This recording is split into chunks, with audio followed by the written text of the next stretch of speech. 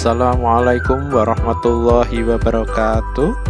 Anak-anakku sekalian, bagaimana kabarnya hari ini? Semoga sehat semua ya.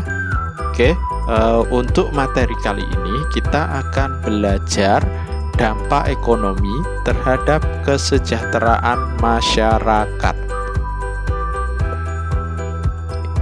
Ya, jadi di sini kita akan belajar tentang jenis-jenis usaha. Ya, usaha itu digolongkan menjadi dua. Yang pertama yaitu perorangan, yaitu kegiatan yang dikelola oleh pemiliknya sendiri tanpa melibatkan pemodal lain. Contohnya toko, bengkel, dan lain-lain yang ada di sekitar kita. Jadi itu contoh kegiatan ekonomi perorangan. Selain kegiatan ekonomi perorangan, ada juga kegiatan ekonomi berkelompok, di mana usaha ekonomi berkelompok ini ya dikelola oleh sekelompok pemodal. Jadi modalnya tidak hanya dari satu orang, tapi dari beberapa orang atau lebih dari 2 orang ya. Usaha ekonomi ini biasanya berbentuk badan usaha. Misalnya contohnya firma ya, perseroan terbatas. Lah ini yang sudah tidak asing lagi di kita, atau PT ya. Contohnya PT Indofood, PT Gudang Garam, dan lain-lain. Kemudian persekutuan komanditer atau CV ya. CV ini lebih kecil daripada PT. Ada juga koperasi, yayasan, dan juga BUMN, badan usaha milik negara. Ini biasanya modalnya itu dari banyak orang yang bekerja sama. Kemudian kegiatan ekonomi itu terdiri dari 3 macam ya, intinya 3 macam. Yang pertama adalah proses produksi atau pembuatan ya. Kegiatan ini adalah kegiatan mengolah bahan mentah atau mengolah bahan yang belum jadi menjadi bahan yang setengah jadi bisa, atau bahan jadi. Intinya kegiatan ini menghasilkan barang untuk memenuhi kebutuhan hidup. Selain produksi, ada juga distribusi atau penyaluran, yaitu menyalurkan barang dari produsen, dari pabrik mungkin ya, ke konsumen ya. Kemudian yang ketiga, konsumsi, yaitu pemakaian ya, yaitu kegiatan memanfaatkan atau menggunakan barang ataupun jasa. Itu namanya konsumsi. Oke, kita bahas lebih dalam satu persatu. Kegiatan produksi atau pembuatan adalah kegiatan yang menghasilkan barang untuk memenuhi kebutuhan hidup. Contohnya pengrajin pintu ya, Pak Tukang membuat pintu ya. Kemudian penjahit membuat baju ya.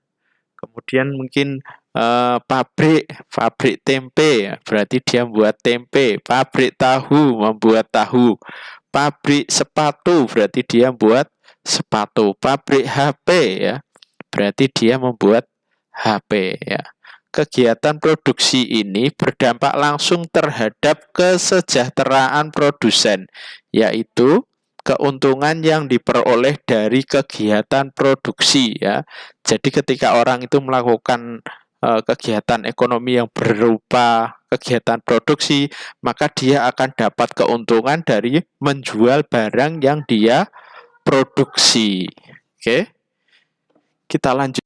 Selain produksi, ada juga distribusi atau penyaluran, yaitu menyalurkan barang-barang kepada konsumen. Jadi barang dari produsen, misalnya dari pabrik sepatu, diambil kemudian disalurkan ke toko-toko ya.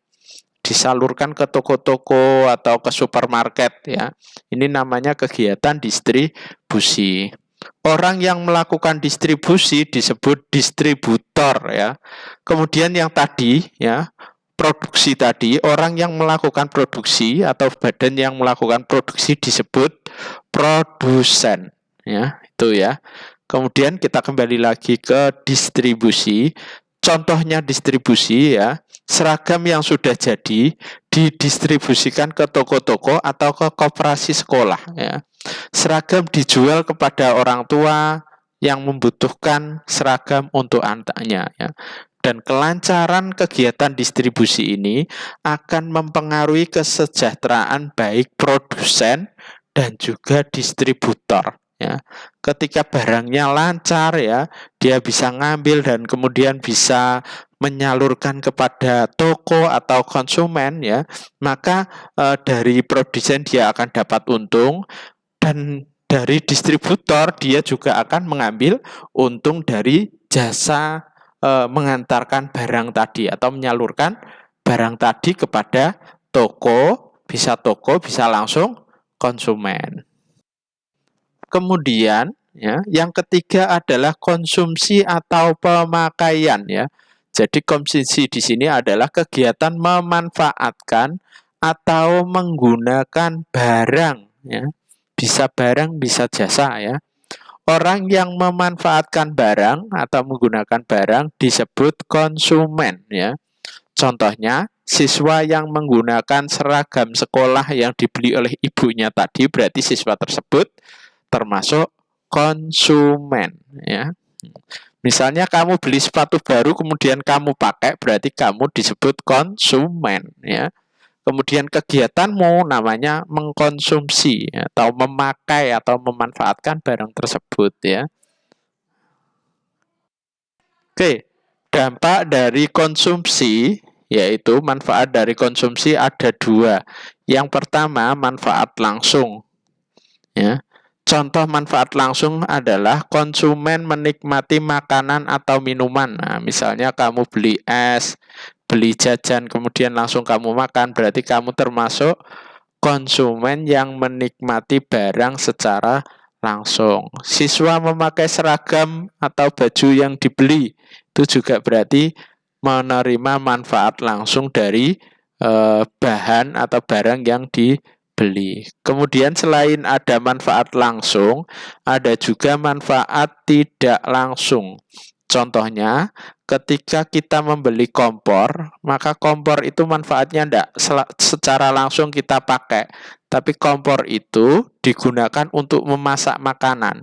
Baru makanan yang sudah makan, kita makan. Makanan yang sudah masak, kita makan ya.